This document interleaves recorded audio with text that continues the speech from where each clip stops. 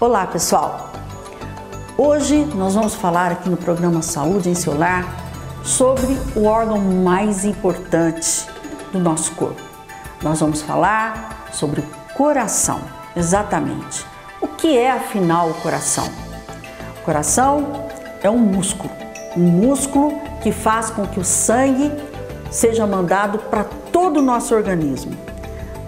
Entra-se sangue venoso, que nós chamamos, que é um sangue rico em CO2, vai até o pulmão, mandado pelo coração. No pulmão sofre o que nós chamamos de homeostase, volta ao coração e o coração, esse sangue totalmente oxigenado, vai para todo o nosso corpo. Então vocês imaginam se esse músculo, por exemplo, tem um problema na musculatura, são as miocardiopatias, ou então nas válvulas que abrem e fecham para que o sangue entre e depois saia, são as valvulopatias, ou até que tem um problema no sistema de condução elétrica, porque o que faz o nosso coração bater, o tum-tac, é o sistema de condução elétrica, além de outras coisas, é claro. Se há um problema no sistema de condução elétrica, nós temos o quê? As arritmias. Então, é um órgão complexo, maravilhoso e que hoje nós vamos ter o prazer de apresentar a vocês o coração. Peço que vocês continuem conosco, nós vamos para o intervalo rapidinho e já estaremos aqui fazendo esse programa gostoso, mas importantíssimo para que vocês entendam que cuidar do coração através da atividade física, de não fumar, de ter uma dieta adequada, de não ficar obeso e uma série de outras coisas, hipertenso, por exemplo, fará uma grande diferença para que você viva bem. Volto em um minutinho.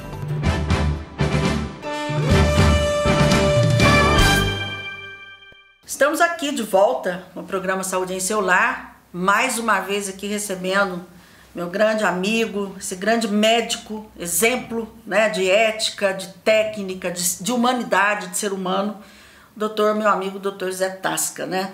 Todo mundo conhece aí, o Tasca, ele é endócrino, é cardiologista, é clínico, é intensivista, enfim.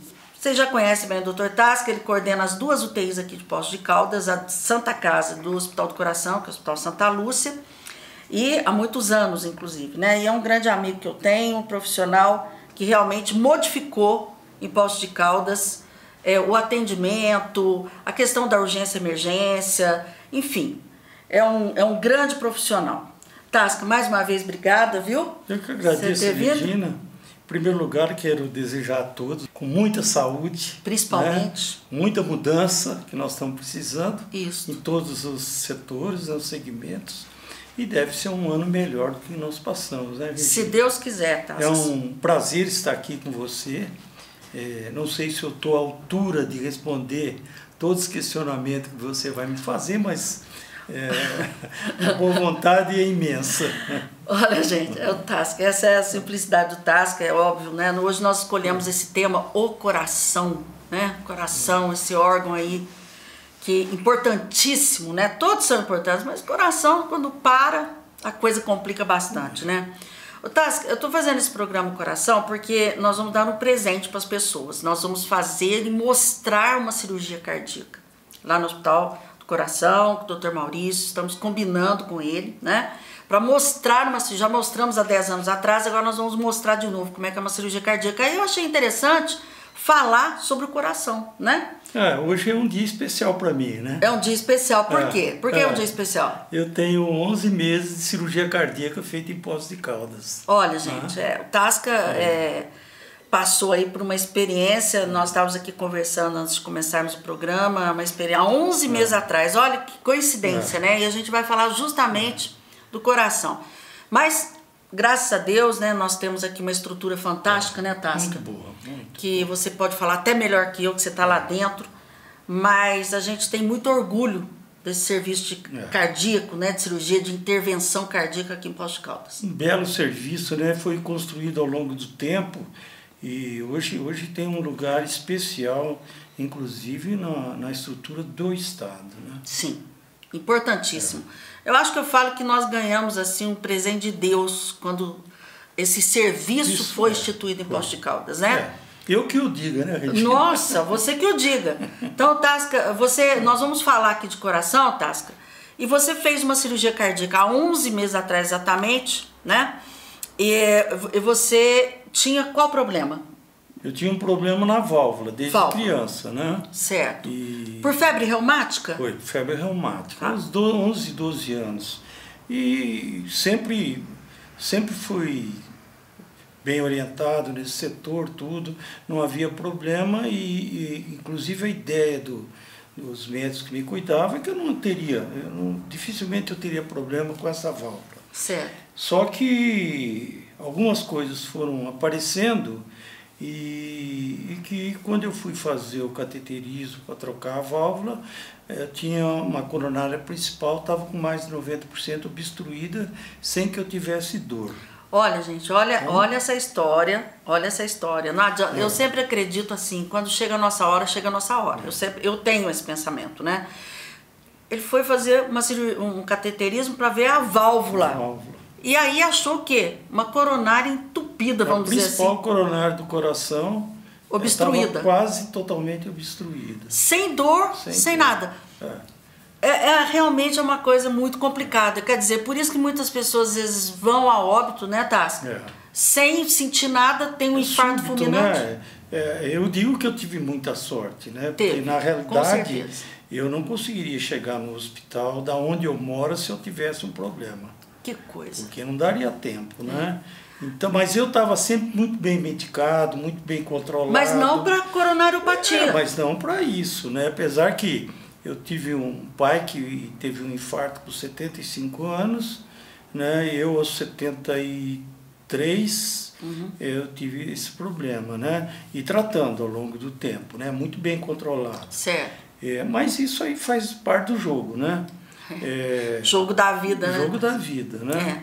E a gente vê frequentemente as pessoas terem morte súbita. Sim. Em função disso, tem infarto que não dá tempo de chegar no hospital. Nós estamos falando de infarto e valvulopatia, né? Certo. Então, só para exemplificar, o coração é uma bomba que trabalha dia e noite, ele não tem repouso, né? Nenhum, né? Ele pode trabalhar com 60 batimentos por minuto, com 80, com 90, com 100. Quanto mais rápido ele trabalhar ao longo da vida, menor tempo de duração. É mais ou menos como o motor de um carro bom, né? Certo. Tem um motor que vai a 400 mil, outro 200, outro 500. Depende muito da atividade do indivíduo, do preparo físico, das doenças que ele traz para a vida. Então, é uma bomba em síntese, que é uma musculatura muito bem desenvolvida, tem um sistema de válvulas e um sistema elétrico. Então, as doenças do coração, elas podem vir no sistema elétrico, no sistema de válvula ou no sistema muscular. Pode começar dentro intraútero, né, ao São longo as da congênitas, vida, né? E até a velhice, que é a forma mais frequente da doença se manifestar. Então, ao longo da vida, a vida te cobra um preço. Se você tiver uma herança, essa herança ela é cobrada mais rápido ou mais grave. Se não tiver essa herança, você pode desenvolver as doenças por outros hábitos que você venha a adquirir ao longo da vida, como alcoolismo, drogas, cigarro, Eu alimentação, queria até que você desse uma paradinha na questão do cigarro, né? O cigarro realmente ele é um vilão assim, vamos dizer, incondicional da questão das doenças, não só cardíacas, mas câncer, geral, né? Pulmão, enfim, tudo. Mas na parte cardiológica é assim. Quando você tem 45 anos, você já tem programa entre 45 e 75 anos, você tem programa de avaliar o indivíduo e dizer, olha, o senhor tem X% de risco de morrer de infarto ou derrame nos próximos 10 anos.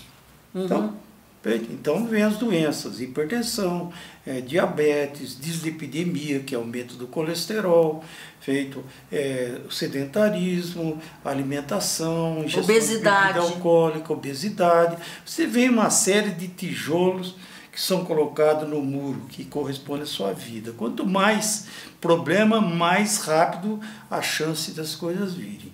Quando você estabelece um risco do paciente, vamos supor, o paciente tem 10% de chance que nos próximos 10 anos ele tenha infarto ou derrame. Mas tem como você estabelecer esse risco? Tem programas já na Sociedade Brasileira de Cardiologia Americana. Você tem os doentes de baixo risco, médio risco, de alto risco. Certo. Quando você põe o cigarro, dobra o risco. Se Quer você dizer, tem 10, vai para 20. Quer dizer, se for obeso, tiver uma síndrome metabólica e fumar, tá liquidado, vamos dizer assim. A chance é enorme, são né? Estatísticas, né? Por exemplo, o maior fator de risco para o organismo é a herança, né? Se você tem na família pessoas que tiveram, o pai, que faleceram antes de 45 anos, ou a mãe antes de 55 anos, de doença coronariana, você já é um paciente considerado de risco. Tá. Feito? Se você tem dislipidemia, que é colesterol, porque o colesterol ele tem colesterol bom ou ruim. Feito? Se o teu colesterol é alto, você está mais protegido. Se o seu colesterol ruim é alto, você está mais vulnerável. Então você já traz um fator que entra mais ou menos com 50% da história. Aí, se você não tratar bem a sua pressão, vai piorando. Se você fumar, vai piorando. E você entra na maior causa de mortalidade do brasileiro hoje, que são as doenças cardiovasculares. É lógico que, por exemplo, hoje existe reumatismo, que a gente chamava de reumatismo infeccioso, não é com a prevalência que tinha quando eu era criança. Você tem outras doenças, inflamações de musculatura, por vírus, por bactéria, lesões de válvula, de uma variada origem. Então, veja, você além das doenças que você herda, você tem as doenças que você pode adquirir de repente. Você tem um quadro gripal e de repente você faz uma inflamação por vírus do seu coração que vai determinar um rumo para a sua vida. Né? Você tem uma infecção numa válvula cardíaca, de um problema dentário. A válvula cardíaca, por exemplo, só para as pessoas às vezes entenderem o que tem a ver o dente, né? Para as pessoas entenderem com problema de válvula, como uma endocardite, por exemplo, que é grave, né? Você tem um sistema de valvular, uma válvula que abre e fecha continuamente. E é um tecido que muitas vezes a bactéria do dente, ela invade a corrente sanguínea e se aloja numa dessas válvulas. Não é um negócio frequente, mas à medida que você vai envelhecendo, você vai ficando mais suscetível. Então, todos os cuidados dentários são feitos para que você, além de outros problemas, você não venha ao longo da vida infectar uma válvula, né? Então, por exemplo, o indivíduo tem uma válvula natural, mas ao longo da vida aquilo vai calcificando, vai degenerando, vai alterando o funcionamento. Aquilo fica um sistema que pode, em um determinado momento, instalar um foco infeccioso e desenvolver e destruir essa válvula. Né? São quadros... Quantas válvulas nós temos no coração? São 4, né? 4 válvulas. Você tem as que ligam o sistema de aurículas ou átrio aos ventrículos. No lado esquerdo tem a mitral, no lado direito tem a tricúspide, né? Certo. E depois você tem a que sai do ventrículo para o sistema circulatório geral, que é a aórtica, e tem aquela que vai para o pulmonar, porque a bomba, ela joga o sangue vai até um determinado local, né, na circulação, depois a tendência é voltar um pouquinho. Quando ele volta, ele fecha o sistema de válvula para deixar habilitado para o coração, quando se dilatar, encher de sangue novamente. Tasca, no seu caso, por exemplo, vamos pegar o seu caso aqui como exemplo, né? Você tinha um problema na válvula mitral. Eu teve uma inflamação na válvula mitral. Você teve uma febre reumática. Febre reumática, que é muito frequente. Que lambe as articulações e morde o coração, né? E lesa a válvula. Só que depende a gravidade da lesão, Ele se manifesta quando você é criança, quando você é jovem e quando você é adulto, né? E quando você é idoso. Dependendo da lesão, vai forçando o coração ao longo da vida, né? E isso aí tá envolvido nos fatores de risco teu. Se você não faz atividade esportiva, competitiva, se tem uma vida regrada, se você não fuma, a tendência é as coisas irem mais se acalmando, né? Só que um dia aquela válvula tem um desgaste. Como toda peça, se está com defeito, vai desgastar. E aí você tem a possibilidade de trocar. Hoje, a cirurgia que eu fiz aqui em Poços, foi trocada minha válvula mitral, colocado uma válvula bioprótese, que chama, de duração de 20 anos. Tá. Pretendo não trocar mais. Não. Tá. Então, 20 anos. Deu certo, tá, a posição, os controles estão todos ótimos, eu cuido disso, já estou andando de esteira, já estou fazendo caminhada, quer dizer, eu vou tocando minha vida, né? Ô Tasca, na coronária, a coronária foi feita uma ponte? É o seguinte... Foi feito ponte safena? Não, foi chama mamária. Como eles tinham que trocar a válvula, então eles abrem o coração para trocar a válvula. Certo. E tinha um defeito na principal coronária, então eles fazem uma reimplantação da coronária. O restante da coronária estava livre, era só naquele local.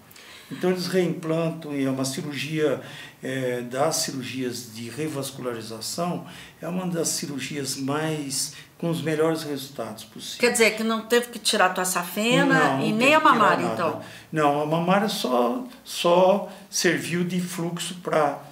A mamária é uma artéria torácica, ela é desviada e implantada na coronária. Que legal. Então, é uma técnica... tem uma ponte mamária. Uma ponte, não é ponte safena, é uma ponte mamária. Agora tem pessoas, né, tem pacientes que têm que fazer safena, mamária...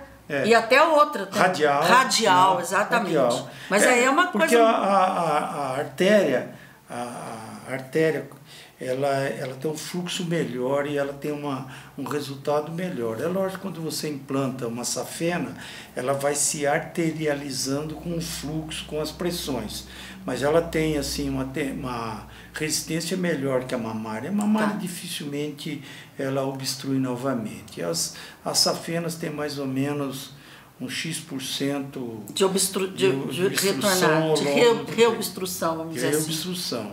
E muitas vezes o coração não ressente, porque ele se prepara também, tem forma de aumentar a circulação colateral e se dá bem. Tasca, essa questão da circulação colateral, né? A gente vê muitos jovens que quando tem um infarto, muitas vezes... Nem percebe. E não dá tempo de nada. Não dá tempo de nada. Tá. Mas outras vezes ele tem um infarto e tem circulação colateral. Mas a colateral não é com a idade? Que ela vai se formando? Tem a ver com a questão da idade? Eu acho que tem a ver com a característica individual do indivíduo, de cada um. Atividades, esportes, pode desenvolver mais. Mas tem indivíduos que têm colateral e tem indivíduos que não têm. Não tem a ver com a idade, então. Por isso que ao longo da vida pode ir abrindo colaterais.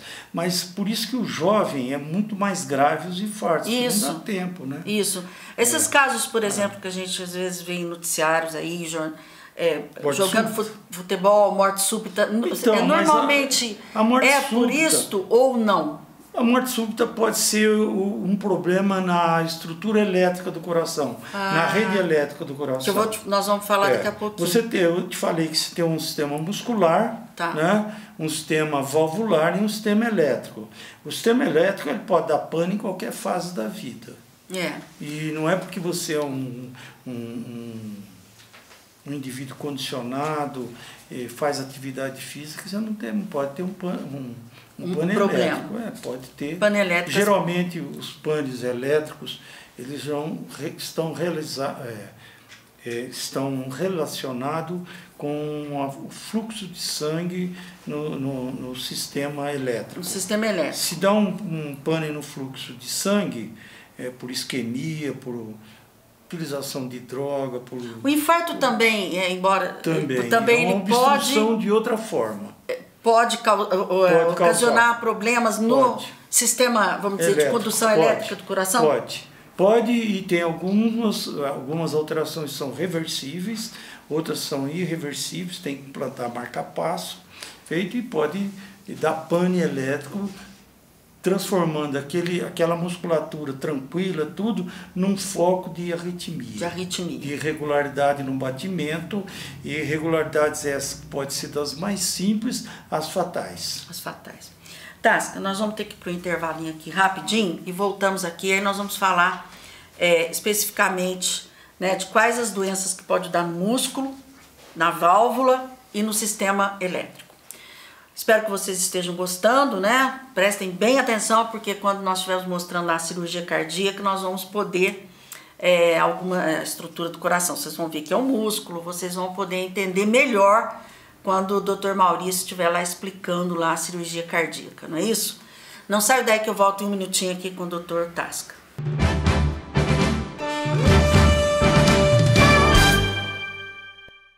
Estamos de volta com o programa Saúde em Seu Lar. Antes de começar aqui a conversar com o Dr. Tasca, quero lembrá-los do programa, todo domingo, 19h30, pela TV Poços, com representação às quintas-feiras, 16 horas, sextas-feiras, 6 horas da manhã, né? E também, importantíssimo, do canal do YouTube, só colocar lá a doutora Regina Cioff, os programas estarão todos lá, na íntegra, para vocês assistirem novamente, tirar alguma dúvida, indicar para seus amigos, porque o que nós queremos aqui, tanto eu quanto os meus colegas que aqui vêm, é fazer a diferença na vida de vocês, para que vocês tenham cada vez mais saúde.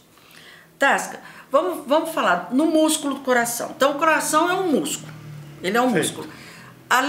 Quais as doenças que pode atingir, assim, vamos dizer de uma maneira mais, as mais comuns. Por exemplo, a famosa doença de Chagas, né? A doença de Chagas, ela atinge o quê? O músculo? Musculatura. Tá. E pode atingir o sistema elétrico.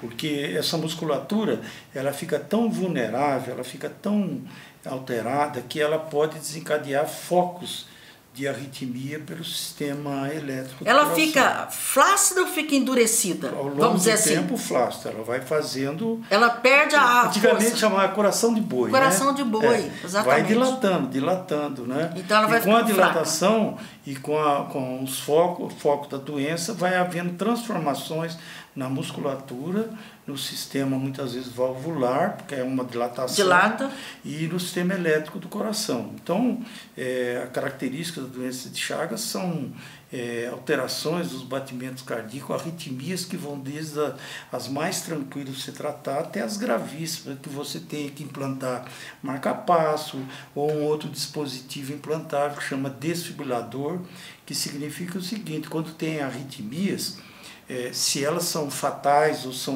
são graves, o aparelho ele interpreta e dá o choque. Ah, entendi. Entendeu? Para a pessoa não continuar, porque ela vai morrer. Então, é uma das maiores causas no Brasil de implantação de dispositivos intracardíacos, principalmente na região. São dois locais aqui que tem implantação, na região de Uberlândia, ali naquela região, tem um centro de implantação desses dispositivos intracardíacos. Né, no Triângulo Mineiro, então? Triângulo Mineiro e BH. Belo Horizonte? Belo Horizonte, porque o drena para lá, do sul da Bahia, sim, tudo Minas, norte de Minas, ou a região de Uberlândia. Ah, tá. Isso está dizendo um serviço, né? Escapamos. Aqui tem algumas características, por causa da temperatura, altitude, não é compatível com a vida do... Trypanosoma. Trypanosoma cruzi. Mas tem muito ainda e existe muito no Brasil, e é uma das maiores causas de implantação desses dispositivos, desde o marca-passo até o DCI, que chama, né? Uhum. Uma outra causa de implantação desses dispositivos é a isquemia.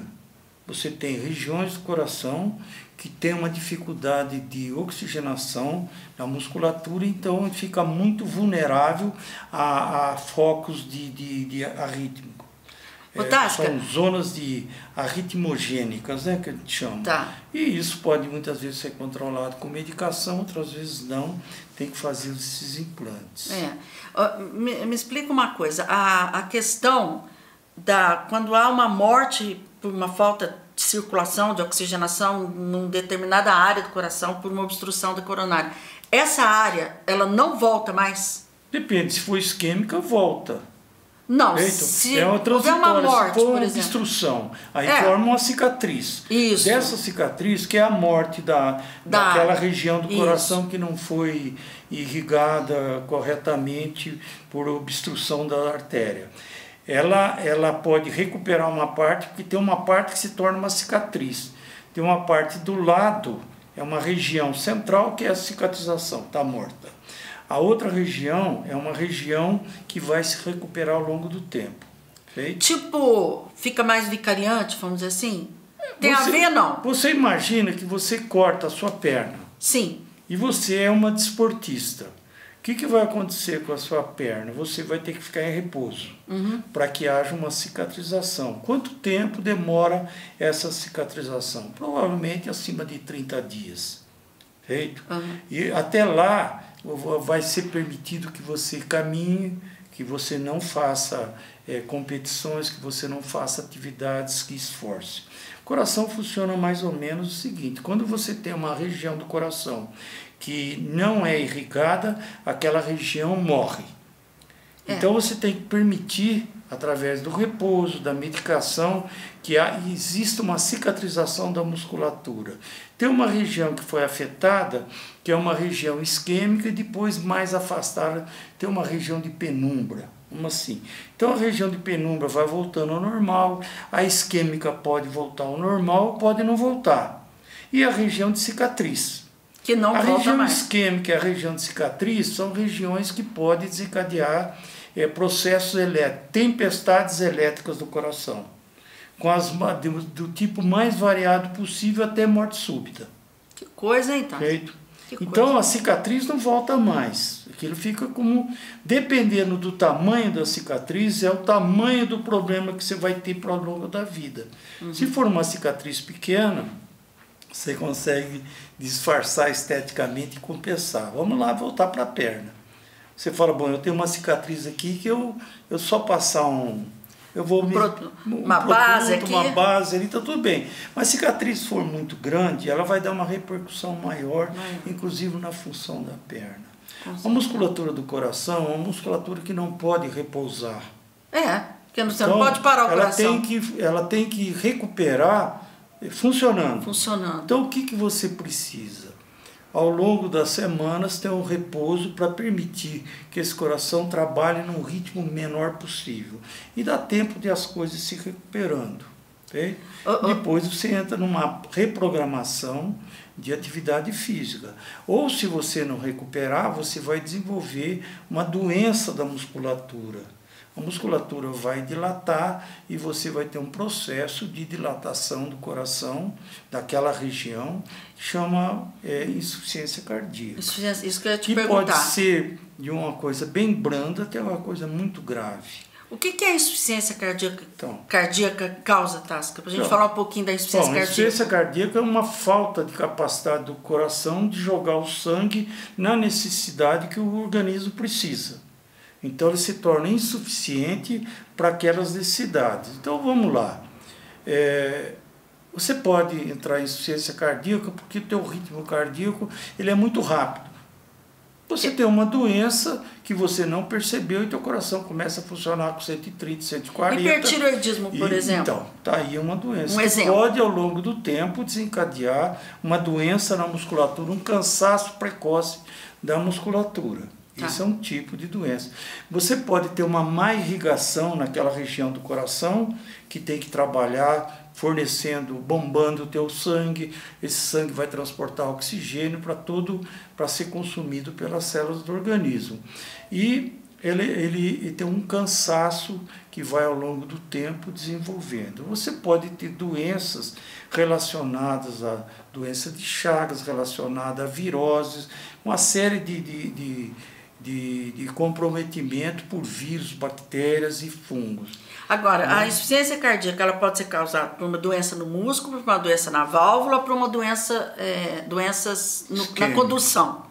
Na condução também. Na condução também, elétrica. Elétrica. No sistema de valvular também. No sistema de irrigação também. Tá. Então, o músculo pode sofrer por problema de irrigação, por problema de condução elétrica, por doenças próprias da musculatura, entendeu? Por inflamações e infecções. Por doenças valvulares, né? Também. Não, mas a musculatura. Tem doenças que são articulares, como moléstia reumática, pode dar repercussão na parte muscular cardíaca, no sistema valvular. Você pode ter uma doença imunológica como lúpus, que é uma doença sistêmica. Lúpus eritematoso sistêmica, que você pode ter doença na musculatura. E dos mais variados, né? Geralmente, quando você tem uma doença que vai evoluindo, você tem outras complicações dentro do sistema ali, que pode ser elétrico, pode ser valvular ou não. Né? Bom, você pode ter doenças valvulares, você destruir a sua válvula por infecção, por degeneração. Por exemplo, ao longo da vida, nós vamos gastando tanto esse motor que as peças vão entrando em pane. O sistema valvular, que tem que abrir e fechar dia e noite para o sangue passar ou para o coração encher, muitas vezes ele degenera ao longo do tempo. Outras vezes ele calcifica essa válvula e deixa de ter uma função normal. Então outras vezes você tem alterações que não vão te atrapalhar na vida. Isso aí vai dependendo do grau de comprometimento, do tipo de comprometimento e do tempo de comprometimento. Ô Tasca, por que o atleta, as pessoas que fazem atividade física e tudo, elas têm uma frequência cardíaca menor? Por exemplo, você atende, por exemplo, um atleta está com 56, 60 de frequência, está tudo bem. Se não, você não é atleta 60, você não sente tão bem, né? Isso aí é por conta que é como se você... Treino, né? Treino, aí como você treina toda a tua musculatura do coração também, é isso? O coração de atleta, ele tão bem, ele tem uma perfeição tão boa que ele... Vou dar um exemplo. Uma pessoa normal deve bombar em estado de repouso, bombear uns 7 litros de sangue na circulação. Um indivíduo de 70 quilos deve entre 5 a 7 litros. Tá. Quando você tem um treinamento físico, você aumenta a tua atividade e o coração não aumenta rapidamente essa frequência. Por quê? Porque ele tem uma capacidade tão grande que ele bombeia de 5 a 25 litros. De ejeção. De ejeção. Ele está bombeando esses litros. E ele não usa muito a frequência como componente para poder fazer. Que se ele der uma corrida, ele aumenta a frequência porque ele precisa cada vez mais sangue para aquele esforço que está fazendo. Para ir para a musculatura. Então o indivíduo em estado de repouso, ele tem 40, 50 batimentos, ele tem um coração adaptado àquele esforço. Muitas vezes ele está até aumentado de tamanho. Só que ele está aumentado de tamanho por causa do esforço que ele faz. Que não é patológico, né? Não é patológico.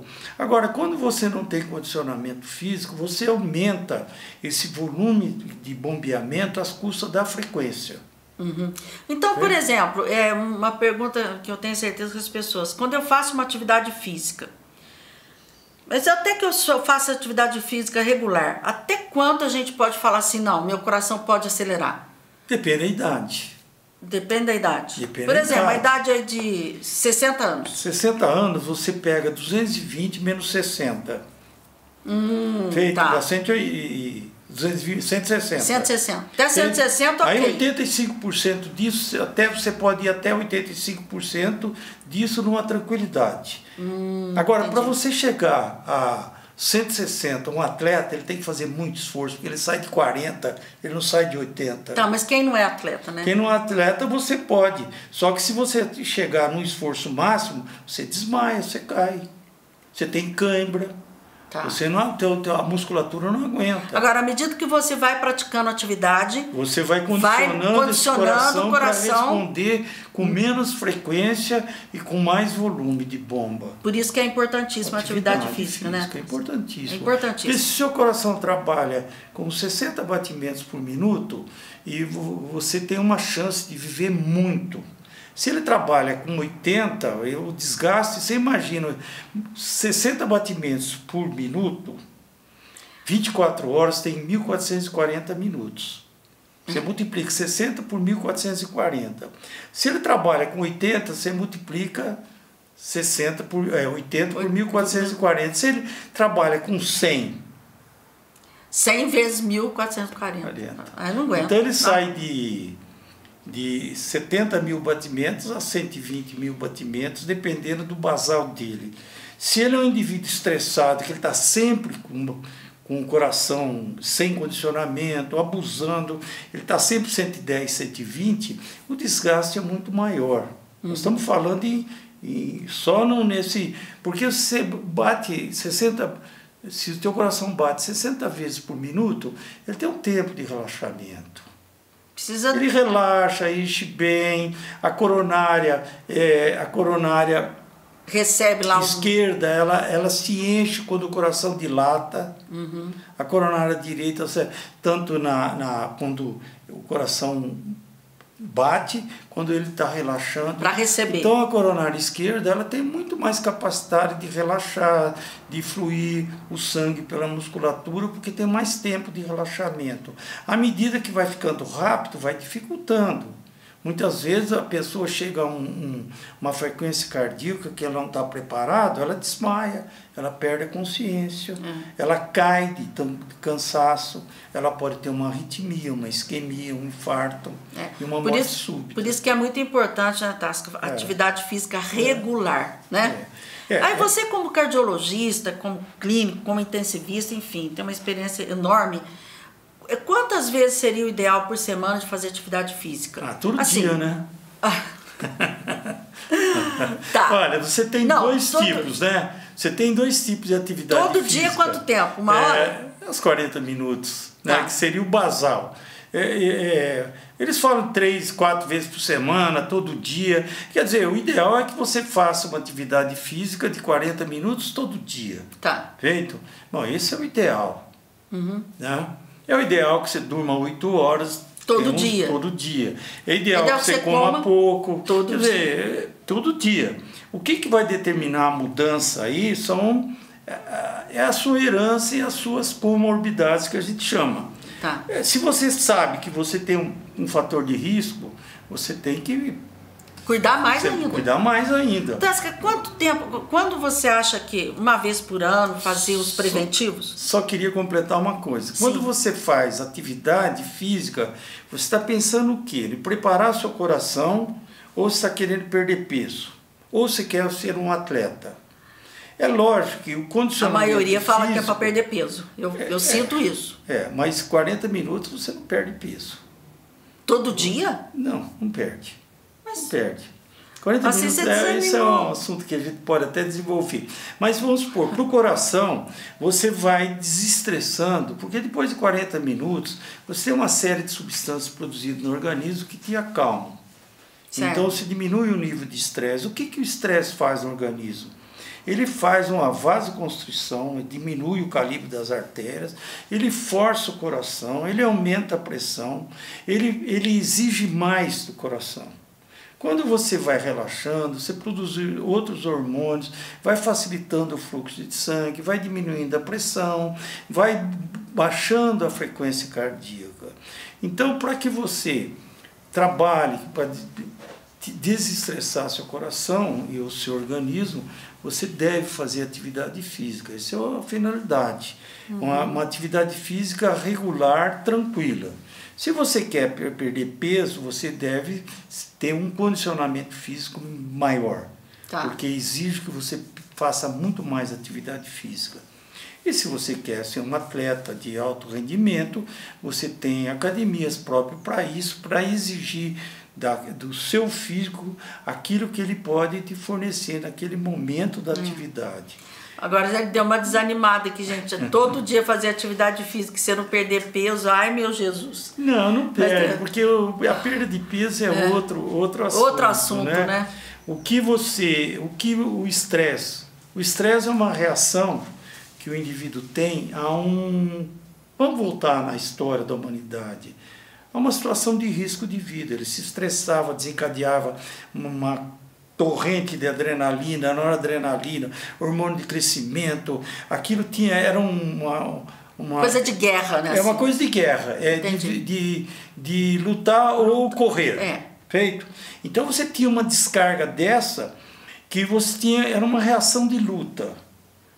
Era um animal que estava em risco, ou que te pondo em risco, ou a família que estava em risco, enfim, tinha que se virar para estar sobrevivendo, ou continuar sobrevivendo. Hoje, você tem um estresse contínuo com uma série de estímulos. Para você, quando você sai de férias, você vai perceber que os primeiros dias de férias você não desliga. É verdade. Porque o nível de estresse do que você vem vivendo, tudo está ali. À medida que vai passando os dias, você vai tranquilizando, vai mudando. Aí termina as férias. Mas se você trouxer isso para a sua vida do dia a dia, você vai ver que você precisa de uma atividade física para que isso te desestressa. A atividade física realmente é muito fundamental. importante. Por quê? O ser humano foi feito para ser nômade. Ter pouca alimentação, lutar e alta atividade. Buscar alimento. Então, a performance de um atleta é uma coisa maravilhosa. Eu falei aqui um dado, que um atleta vai a 25 litros de bombeamento de sangue na circulação por minuto. Ele chega a isso. Um indivíduo normal não chega e não consegue chegar, porque ele cai, ele desmaia. E um idoso, você não pode exigir de um coração esse tipo de resultado. Porque não dá. Por limitações próprias da idade, da musculatura, o envelhecimento traz uma série de modificações cardiovasculares. Tasca, nós vamos ter que ir para mais um intervalinho, estamos no finalzinho do programa gostoso, né, gente?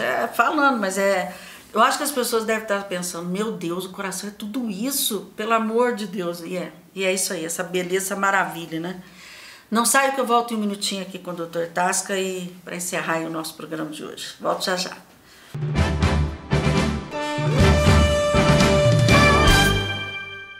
Estamos aqui de volta, né, no programa Saúde em Seu Lar, programa no finalzinho com o Dr. Tasca, hoje falando dessa maravilha, né, que é o coração. É incrível, incrível, incrível. Tasca, rapidinho, nós estamos no final do programa mesmo, só para falar um pouquinho da questão das arritmias, rapidinho. As arritmias é uma alteração que é taquicardia, bradicardia, tem muitas, né? Tem uma série de arritmias. Tem arritmias que são tranquilas, que não merecem nem tratamento depois de investigado. Tem arritmias que são necessárias tratamento e tem arritmias que são mortais. Por exemplo, uma arritmia mortal. Mortal? Taquicardia ventricular, que chama taquicardia ventricular, que se não tratada, ela degenera para um quadro de fibrilação ventricular, que é a mesma coisa que parada cardíaca, que é um padrão de parada cardíaca que você consegue recuperar o indivíduo se atendido em tempo. Essas arritmias podem degenerar por uma parada cardíaca que chama em assistolia, que o coração chegou ao limite dele e ele não bate mais. Dilatados, vamos dizer assim. Então tem arritmias, principalmente essas duas para efeito prático, a taquicardia ventricular, que chama sem pulso, e a fibrilação ventricular são arritmias mortais que, se interrompidas, elas recuperam a vida do indivíduo. E tem as que são aquelas que é uma fase final da doença, que geralmente são as taquicardias parada cardíaca em assistolia. O coração ele para. A fibrilação é como se o coração todo está desordenado. Então, quando você faz a cardioversão, você descarrega toda a parte elétrica do coração e permite que o comando volta a funcionar. Que são chamado os choques que as pessoas falam. E a taquicardia ventricular é uma arritmia que muitas vezes ela pode ser rápida, você não perceber, você ter uma perda de consciência e muitas vezes ela vem para valer mesmo e você tem, é considerado uma parada cardíaca, que você tem que fazer a cardioversão elétrica para as coisas, para colocar no lugar. Se você é atendido em tempo é o tempo suficiente para que não dê lesão cerebral. Porque se o coração fibrila, ele não vai ser eficiente. Fibrila, ele fica tremulando. Ele não vai ser eficiente para mandar sangue para o cérebro, por exemplo. Não bomba o sangue. E pode dar embolia? Não, isso aí ele dá uma falta de oxigenação cerebral. Falta de circulação, falta de oxigenação. Tá, mas tem uma arritmia que pode fazer êmbolo? Bom, existe uma arritmia que é muito comum nas pessoas idosas à medida que você vai envelhecendo ou nas doenças valvulares que dilata o coração, que é a fibrilação atrial. Essa fibrilação atrial, ela responde mais ou menos por 50 mil casos de derrame por ano no Brasil. A fibrilação atrial? A fibrilação atrial. 50 mil casos? 50 mil casos. Você tem uma forma que você não percebe, entra e sai da fibrilação. Como você não percebe, você tem risco de ter formação de coágulo e desencadear esse coágulo para qualquer lugar do organismo. Se for para o cérebro, você tem um derrame, mas se for para o intestino, você tem uma isquemia aguda. Se for para uma perna, você tem uma isquemia aguda. Essa fibrilação atrial, ela tem uma série de características, mas ela deve ser tratada em função do risco de embolização. Tasca, o que é a fibrilação atrial? A fibrilação... Você tem os ventrículos, que é a força muscular que joga o sangue para o pulmão e para o restante do organismo, mas antes disso o sangue passa para chama átrio direito ou esquerdo. Certo. E o átrio esquerdo, se ele dilatar por um problema valvular, um problema isquêmico, um problema relacionado com a musculatura, ele chega a um ponto que ele perde a capacidade de contração. Ele fica tremulando. Então esse sangue estagnado no átrio esquerdo fica meio que turbilhonando ali, né? Está sujeito a criar coágulos, e quando descer para o ventrículo, que o sangue desce para ser lançado, é lançado um torpedo junto, que é o coágulo, que é o êmbolo. Que é o êmbolo. Tá. Tasca, homem ou mais mulher que tem problemas cardíacos, assim, de uma maneira geral? Não, o homem, mas as mulheres estão correndo atrás rapidamente. Estão, né? Elas estão... Porque a mulher tem a coronária mais fina. Então, as doenças cardiovasculares, a mulher tem dois riscos em relação à parte dela, circulatória. A pílula, que faz o sangue ficar mais coagulável e criar coágulos, e o cigarro, que faz uma constrição no vaso, que já é fino e que facilita, aumenta muito o risco de doenças cardiovasculares da mulher. Pílula e cigarro aumenta 10 vezes o risco cardiovascular na mulher. Tasca, só para encerrar mesmo agora, o tempo nosso já acabou. Então, o que nós podemos fazer para mitigar toda essa história? Qualidade de vida, o tal do estresse, pelo que nós entendemos aqui, é uma coisa assim, realmente gritante. Eu acho que você tem fatores que você tira dessas doenças e fatores que você não tira. Por exemplo, genética eu não tiro. O sexo você não tira. Pode criar gênero, o sexo feminino tem mais doença cardiovascular que o masculino, até a menopausa. E depois a coisa começa na gradação. Então, depois da menopausa melhora para a mulher? Não, começa a empatar com o homem. Não, quer dizer que o homem tem mais que a mulher, então? Tem mais que a mulher. Só que a mulher acima de 55 anos, ela começa a chegar ao risco que o homem tem. Por quê? Em função da menopausa, a falta de estrógeno. Então, a idade você não tira. Quanto mais você envelhece, mais risco você tem. porque você tem alterações nas artérias, naturais, alterações no organismo natural, que você corre mais risco de vida com o sistema vascular. Então esses dois fatores você não tira. A herança você não tira. Você combate a vida inteira com a herança.